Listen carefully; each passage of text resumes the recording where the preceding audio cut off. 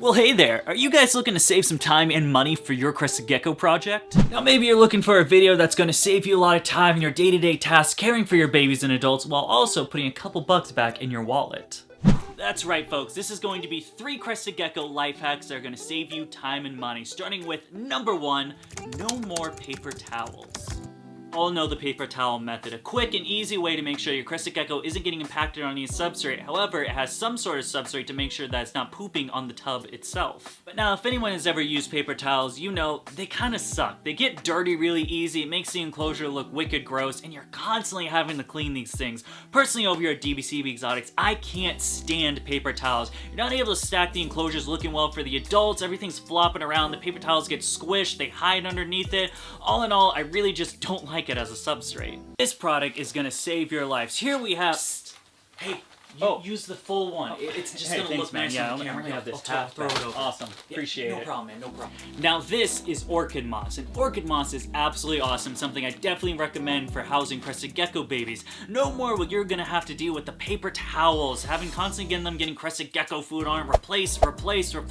Personally over here, I'm doing this 3 times a week, and right now we have 14 gecko bins, and this is off season. During the season, we're gonna have up to 50 to 60, 70, 80 bins, man. I don't want to change out paper towels 3 times a week. This is going to make your life so much easier. Orchid Moss is a really cheap way. I believe this bag right here costs about 60 bucks, and this should fill quite a few Crested Gecko bins. It's really easy. Now, there are some things to consider with this. I definitely would not completely get this moss submerged when putting in the Crested Gecko tub, just depending on your ventilation. If you have really good ventilation, like some of my bins, they have a nice little cutout on the roof, I would moisten it a little bit more. However, if you have other bins, like I also have, that just have some hole drills in there, I would not make this super moist just based on the ventilation alone. Really the key with how damp you really want this is based on your ventilation. If there's not a lot or super lot of ventilation, keep it less moist. If there's a lot of ventilation, keep it more moist. Pretty simple. This is a cheap and easy way to make sure that number 1, your Crested Geckos are going to get a lot more humidity versus something like a paper towel. Number 2, you're not going to risk impaction because these are really thick leaves. Here, let me get you a nice example. This is bigger than the Crested Gecko. The Crested Gecko is not going to eat this. And then finally, number 3, you're not cleaning paper towels 3 times a week, every week, during breeding. Let me give you guys a quick example of what I'm saying with this, with one of my Crested Gecko bins, because honestly, it's about time we switch them all over to this moss. Just take a look at this, folks. Just a not nice looking enclosure. It looks all crumpled up, it looks cheap. Obviously, there's food on it, there's poops on it. We need to do something about this, and this little guy right here is gonna help us out with that.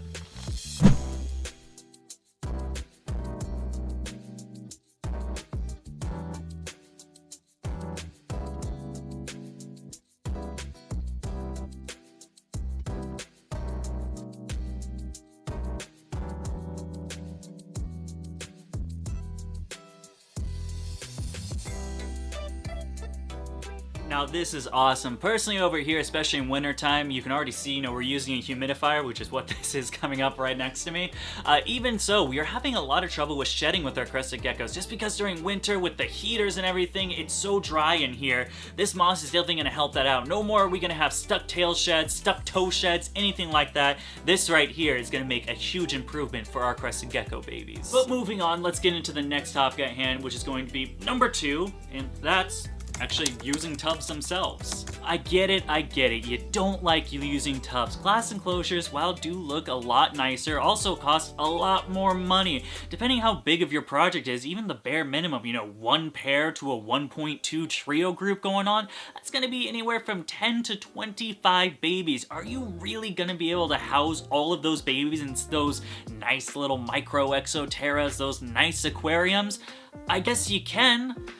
You're really not gonna make any sort of profit whatsoever. You'll probably be in debt breeding Crested Geckos, but hey, go for it. You guys are looking to save some money while not inhibiting the health of the animal whatsoever. Tubs like this one right here are perfect for housing little babies. I have no idea what the problem people have with tubs. It seems a little bit irrational. I mean, yes, it's in a shoebox bin. People seem to have a problem with the aesthetics of it. However, it's completely fine and functional enclosure as long as you do stuff with it. Personally, for me, we drill some holes for a quick go-by, probably 10 to 12 at the top, and then a couple on the sides, and then you're kind of good to go. You got side ventilation and top ventilation going down on it. There are multiple methods you can do. Sometimes I Dremel some holes and then stick some window screen on it. People like to Dremel holes at the side of them and then put the sinkhole, the little sink drain thing. They stick that, hot glue it, and you're good to go. A bunch of different varieties to be able to, your animal has proper ventilation within that enclosure, and other than that, you're kind of good to go. While yes, you can spend the $40 to $60 to $100 on enclosures like this, or you could get a nice 6-pack of these shoebox bins right here for somewhere around $5 to $7 maybe? It's a no-brainer, and that's why so many people are utilizing the tub method instead of these glass enclosures. Like I said, cheap to get, easy to put together, and make sure you have proper ventilation in there, and you're good to go. There aren't too many really big buffs when it comes to this aquarium versus tub method.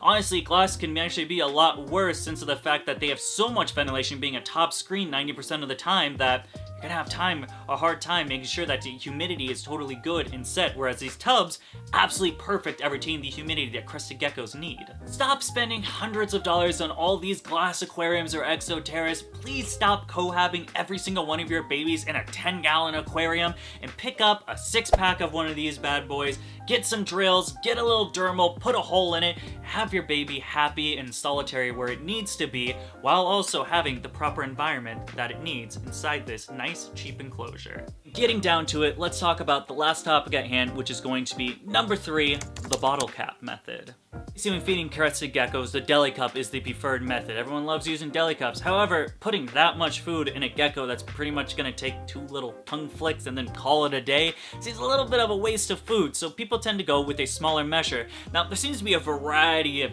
knickknacks and gadgets out there that'll make sure your crested gecko gets its food, but all of them have the same thing in hand. They're a little bit pricey. You can get these pre-made little cup things that cost like $1 a piece, and if you're someone like me and you have 20 babies off season, you're gonna have like 80 to 100 babies in season. That's a bit ridiculous. $100 a feeding. For the little pre-made cups. There's also a bunch of stuff. There's little like rubber ones that cost a little bit of money. Everything just seems to be just a little bit more expensive if you're doing this on any type of level that's not like the beginner hobbyist of one pairing. However, what if I were to tell you there's a free way in order to do this and get crested gecko feeding cups without spending even a penny? If you're a piece of crap like me and don't care whatsoever about the environment, you're probably drinking out of one of these. This happens to be a water bottle. We get these in the 24-pack and drink them. Yes, leave your comments down below about how I hate the environment. However, what I can show you right here is there is a cool little thing on this bottle that's going to help us as crested geckos, and that's going to be this thing right here. About to throw away your bottle? Hold on, twist this thing off, and there you have it, a crested gecko feeding cup. The old saying goes, one man's trash is another man's treasure, and this crested gecko feeding cup right here is gonna save you a lot of money in the long run. Now, you can use this as a one-shot disposable thing if you happen to drink a lot of water. Personally, for me, we have about 3 sets of these for as many animals we have, and so we kind of keep them in rotation. Pretty much what we do with these is once they're empty or they got the crusties on it, it's time to replace it, you guys know, stuff like that. We actually put in a mason jar filled with Dawn soap and hot water, and that's gonna let them soak, get all that bacteria out of there. At that point, we rinse it off, scrub it out, and then we got a brand new cup to feed them. We don't use these for very long, you know, they're a little bit cheap, they're a little bit flimsy, they break pretty easily. However, we have a nice surplus of them, and I have never had to spend a single dime when it comes to crested gecko feeding cups because I just take the lid off my water. Something as easy as just taking the lid off your water bottle can save you something like hundreds when you're in the breeding years. Yes. And now, folks, it's time for the bonus tip lightning round. I'm just going to ramble off some quick tips and tricks for you that are going to help you with crested geckos. Number 1, do you have a lot of geckos like me? I have somewhere around 30 to 40 to 50. I can't keep track anymore.